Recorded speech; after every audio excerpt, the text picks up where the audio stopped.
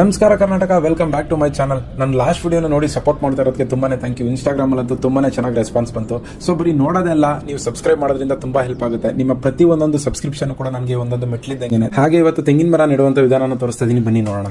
ಇದು ತಿರುಳು ತುಂಬಾ ಗಟ್ಟಿ, ಅಂದ್ರೆ ಜಾಸ್ತಿ ಒಳಗಡೆ ಇರಬಾರ್ದು, ಅಂದ್ರೆ ಮಂದ ಜಾಸ್ತಿ ಇರಬಾರ್ದು. ಸ್ವಲ್ಪ ಥಿಕ್ನೆಸ್ ಕಡಿಮೆ ಇರುವಂತ ತಿರುಳು, ತುಂಬಾನೇ ದಪ್ಪ ಇರುವಂತ ತೆಂಗು ನಾನು ತಗೊಂಡ್ಬಂದಿಲ್ಲ. ನಾರ್ಮಲ್ ಮೀಡಿಯಂ ಸೈಜ್ ತೆಂಗು ಇದು.